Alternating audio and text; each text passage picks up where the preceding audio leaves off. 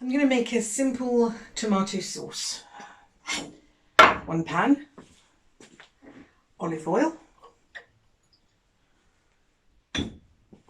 This, as you can see, are 3 tiny onions, which is about 1 onion really. That's all it is. Why am I using tiny onions? Because I live in a place where they grow them, and every so often they do the harvest, and all the little ones they can't sell in the supermarkets. So you can buy a whole giant bag of 10 kilos for €1 or €2. Then that's just 2 average carrots. Very straightforward. And I'm just going to cook them for a little bit. And I mean a little bit, not for very long at all. The idea is that they sweat a little tiny bit.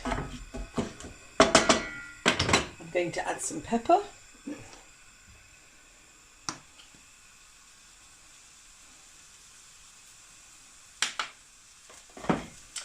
And this is my favourite chopped tomatoes. They taste and smell of tomatoes, which is not like most of the stuff you can buy. And I'm adding this. This is just a spoonful of chopped chilies, but you could just chop your own chilies. And when I run out of this, that's exactly what I will do. So you can hear it's beginning to sizzle.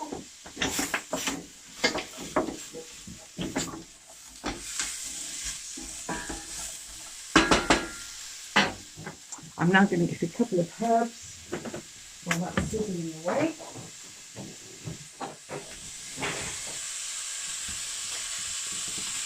I'm going to add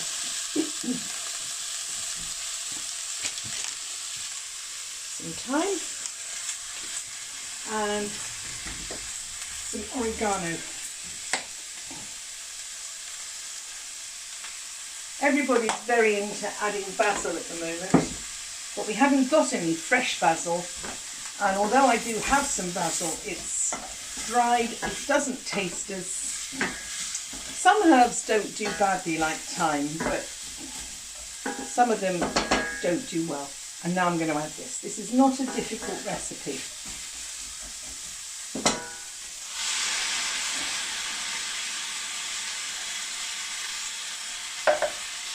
You can see it's pulverised tomatoes, absolutely gorgeous. Now,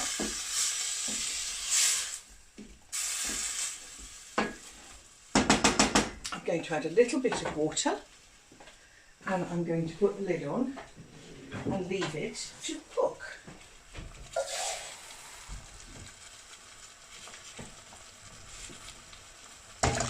Oh, forgot the garlic.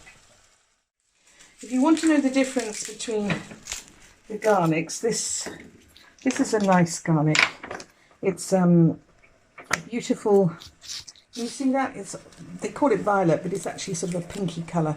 There is a pink garlic, which is more of a flamboyant pink colour, but this is violet garlic. And the season is not as long, but it has a much better flavour. So I'm just dropping those in big chunks. Okay, I did not grate it deliberately because this is a slower cooker thing, and garlic is inclined to lose its flavour cooked for too long. So to let it come out slowly, keep it in large lumps. That was just 3 or 4 chops. That was quite sufficient. Now we cover it with a lid and I leave it to cook. And we will come back to that. I think this is the right lid. Yes, got the right lid. We come back to that 20 minutes and we will have a sauce. Once I put the wand in, you have a sauce. But I'm not going to be eating that till this evening. I'm making it now to give the flavours a chance to do the flavour thing. And as with a lot of meat dishes, this particular sauce tastes better later. If I was using fresh tomatoes, then we would have it now, because I'm looking for that light zestiness. But this will be better tonight. So, see you in about half an hour. This has been simmering away quite happily, and that is the consistency you're looking for. We're looking for a sauce that's going to pour. I'm not looking for something that's a bit more solid. Now, because it's shallow, it's going to be a little bit problematic, so we'll get it onto a hard surface. And my magic wand, I come back to this forever. I know everybody uses these pouring and then push buttons, and I find they splash and they're just difficult to use. This is so simple. Even I get this one right. Now, we're going to tilt it to get it underneath.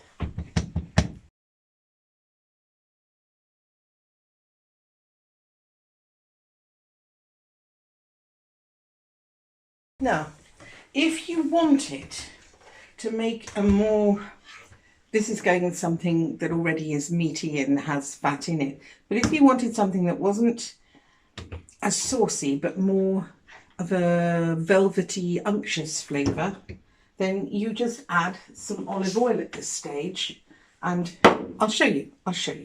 Look, you add a little bit of olive oil, as you saw. Now, when you, I don't know whether you can see, it's gone slightly more orange and it will taste more creamy and velvety. So you control the consistency of your sauce by how much olive oil and how much water. If you want it more and more and more fluidy, just add more water.